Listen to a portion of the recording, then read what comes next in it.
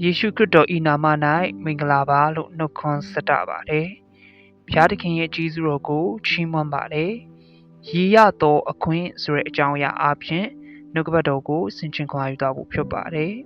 ။ရည်မောခြင်းကအခွင့်အရေးတစ်ခုဖြစ်ပါတယ်။လူတိုင်းရည်ခွင့်ရတာမဟုတ်ပါဘူး။အခုလိုစိုးရုပ်တဲ့ကာလမှာဆိုရင်ပိုလို့တောင်မရည်ဖြစ်ကြပါဘူး။ဒါဆိုရင်ကျွန်တော်တို့ကဘေးအချိန်တွေမှာရည်တက်ကြတယ်လေ။အထူးသဖြင့်ပျော်ရွှင်ရတဲ့အချိန်မှာရည်တက်ကြတာဖြစ်ပါတယ်။ဒီတော့သင်ရည်နေသေးတယ်ဆိုရင်တင့်အထဲမှာဖရာသခင်ပြီးထားတဲ့ဝမ်းမြောက်ခြင်းမဆုံးရှုံးသေးဘူးဆိုတာကိုတတိယပါ။တေချာတွေးကြည့်မယ်ဆိုရင်ကျွန်တော်တို့ဘဝဟာဖရာသခင်ပြီးတဲ့ဝမ်းမြောက်စရာအကြောင်းတွေနဲ့ပြည့်နေတာဖြစ်ပါတယ်။စာရာကငါရည်ရသောအခွင့်ကိုဖရာသခင်ပြီးတော်မူပြီလို့ပြောခဲ့တယ်။အဲ့ဒီမတိုင်ခင်မှာဘုရားသခင်ကစာရာရဲ့ခင်ပွန်းအာဗြဟံကိုသင်ကိုလူမျိုးကြီးဖြစ်စေမယ်လို့ဂတိတော်ပေးခဲ့တယ်။ဒါပေမဲ့ပြဿနာကသူတို့လင်မယားဟာဘလို့မှကလေးရဖို့မဖြစ်နိုင်တဲ့အခြေအနေပါ။အာဗြဟံရဲ့အသက်က69နှစ်ရှိပြီဖြစ်တယ်။စာရာကလည်းအသက်ကြီးခဲ့ပြီ။အဲ့ဒါအပြင်အမြုံမလည်းဖြစ်နေပြန်တယ်။သူတို့ညီတုံးကတော့ကလေးမရခဲ့တာအခုချိန်မှဆိုပိုးဆိုးဘလို့ကလေးရနိုင်တော့ပါလေလူအနေနဲ့စဉ်းစားကြည့်မယ်ဆိုရင်ဖရာသခင်ရဲ့ဂတိတော်ရှိထားရင်တောင်မှအဲ့ဒါကိုယုံကြည်ဖို့ကတိတ်ကိုခက်ခဲလွန်းပါလေဘာကြောင့်လဲဆိုရင်ဖရာသခင်ရဲ့ဂတိတော်ကတဘာဝလွန်အရာဖြစ်နေတယ်မဟုတ်ဘူးလားဒါပေမဲ့ဘုရားသခင်ကတဘာဝရဲ့အထက်မှာရှိပါတယ်လူအနေနဲ့မဖြစ်နိုင်တဲ့အခြေအနေမှာမဖြစ်နိုင်တဲ့အရာကိုဖြစ်စေနိုင်တဲ့သူဟာကျွန်တော်တို့ကိုးကွယ်တဲ့ဘုရားဖြစ်ပါတယ်တကယ်ပဲဘုရားသခင်ချင်းချက်တဲ့အချိန်မှာအောပွဲအသက်ကြီးပြီးအမြုံမစာရာကတားယောက်ျားကိုဖွားမြင်ခဲ့တယ်ဒါကယုံကြည်ခြင်းအပြင်ဖြစ်ခဲ့ရပါကျမ်းစာထဲမှာစာရာကပရိသတ်တွေယူနိုင်တဲ့အခွင့်တကူကိုယုံကြည်ခြင်းအပြင်ရလေ၏လို့မှတ်တမ်းတင်ထားတယ်ဒါကြောင့်စာရာရဲ့ယုံကြည်ခြင်းကပဲ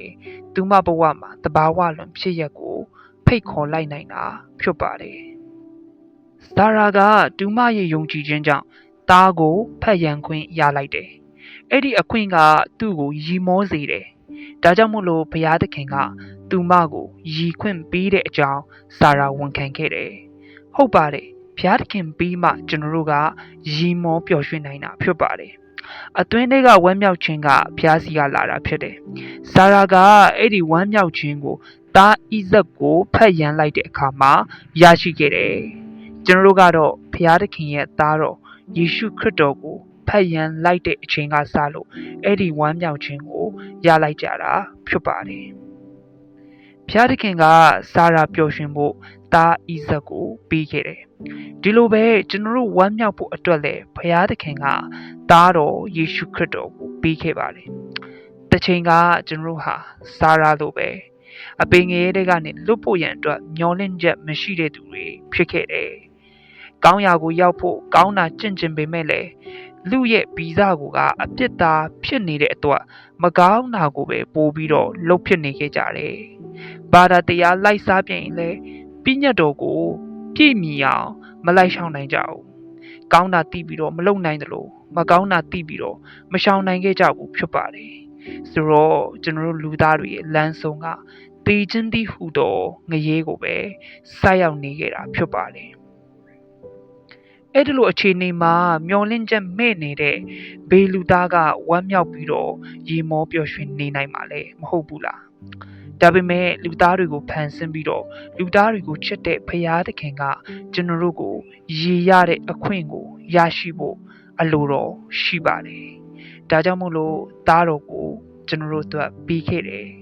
ယေရှုခရစ်တော်ကကျွန်တော်တို့အတွက်လက်ဝါးကပ်တိုင်ပေါ်မှာကိုးစားအတေခံခြင်းတကြိုခံခြင်းနဲ့သုံးရမြောက်သောနေ့မှာရှင်ပြန်ထမြောက်ခဲ့ပါတယ်။ဒါကြောင့်မို့လို့ယေရှုခရစ်တော်ကိုယုံကြည်လက်ခံမယ်ဆိုရင်ကျွန်တော်တို့အပေငရေကနေပြီးတော့လွတ်မြောက်ခွင့်ရကြတာဖြစ်ပါတယ်။ဒါကဘုရားသခင်ရဲ့ကေတင်ခြင်းဂတိတော်ပါ။ဘုရားသခင်ရဲ့ဂတိတော်ကသင်ယုံမယုံပြည့်စုံခဲ့ပြီဖြစ်ပါတယ်။ဒါပေမဲ့ယုံကြည်လိုက်တဲ့အခါမှာအဲ့ဒီယုံကြည်ခြင်းရဲ့အကျိုးကိုခံရတာဖြစ်တယ်။ဘ ဘုရားသခင်ကဆာရာကိုတားရဖို့အတွက်ဂတိပေးတဲ့အခါမှာဆာရာကချက်ချင်းမယုံနိုင်ခဲ့ပါဘူးဒါပေမဲ့သူမရဲ့ one bite ထဲမှာတော့စပြီးတော့ပဋိတတေတီလာနေပြီဖြစ်ပါတယ်သူမယုံကြည်လက်ခံလိုက်တဲ့အချိန်မှာတော့ကျမ်းမာတဲ့သားကိုပျော်ရွှင်စွာဖတ်ရန်ခွင့်ရခဲ့တယ်။အဲ့ဒီလိုပဲသင်တခင်ယေရှုကိုမယုံကြည်သေးတဲ့၍ကယ်တင်ခြင်းကပရိသေတွေတီးသလိုပါပဲ။စိတ်ချမှုမရှိနိုင်ပါဘူး။ဒါပေမဲ့ယုံကြည်လက်ခံလိုက်တဲ့အချိန်မှာတော့ထာဝရအသက်ကိုအပိုင်ရတာဖြစ်ပါတယ်။အဲ့ဒီအသက်ကိုဘယ်သူမှလူယူဖျက်ဆီးလို့မရဘူးလို့ကျမ်းစာကပြောပါတယ်။ကျွန်တော်တို့ရဲ့နေရာကပြောင်းသွားတယ်။ထာဝရအသက်ရှင်ခြင်းတည်းဟူသောကောင်းကင်နိုင်ငံတော်ကကျွန်တော်တို့ရဲ့နေရာသစ်ဖြစ်လာခဲ့တယ်။တနေ့အဲ့ဒီနေရာမှာဘုရားသခင်နဲ့အတူကျွန်တော်တို့စိုးစံခွင့်ရကြမှာဖြစ်ပါတယ်။ဒါကဝမ်းမြောက်စရာတဲ့မှာဒါကြောင့်မို့လို့ကျွန်တော်တို့ထာဝရရည်ရတဲ့အခွင့်ကိုယေရှုခရစ်အားဖြင့်ပဲရရှိနိုင်တာဖြစ်ပါတယ်။ချစ်ရတဲ့ညီကိုမောင်မတို့ဒီဘဝမှာရောနောင်ဘဝအတွက်ပါစစ်မှန်တဲ့ဝမ်းမြောက်ပျော်ရွှင်ခြင်းနဲ့ရီမောရတဲ့အခွင့်ကိုထာဝရပိုင်ဆိုင်ခြင်းနဲ့ဆိုရင်စာရာကဲ့သို့ယုံကြည်ခြင်းရှိတော်သူဖြစ်ပါယေရှုခရစ်တော်ကိုမိမိရဲ့အသက်သခင်ကယ်တင်ပိုင်ရှင်အဖြစ်ယုံကြည်လက်ခံဖို့ရန်အတွက်တိုက်တွန်းနှိုးဆော်ချင်ပါတယ်အကယ်လို့တင်ကယေရှုခရစ်တော်ကိုယုံကြည်လက်ခံပြီးသားဖြစ်တယ်ဆိုရင်တော့ဘာအတွက်ကြောင့်မှပူဆွေးတော့ကပူပန်မနေဘဲနဲ့ဘုရားသခင်ရဲ့သားတစ်ယောက်အနေနဲ့ဝမ်းမြောက်ပျော်ရွှင်စွာရီမောလိုက်ပါလို့ခွန်အားပေးခြင်းပါတယ်အားလုံးအပေါ်မှာဘုရားရှင်အထူးကောင်းချီးပေးပါစေ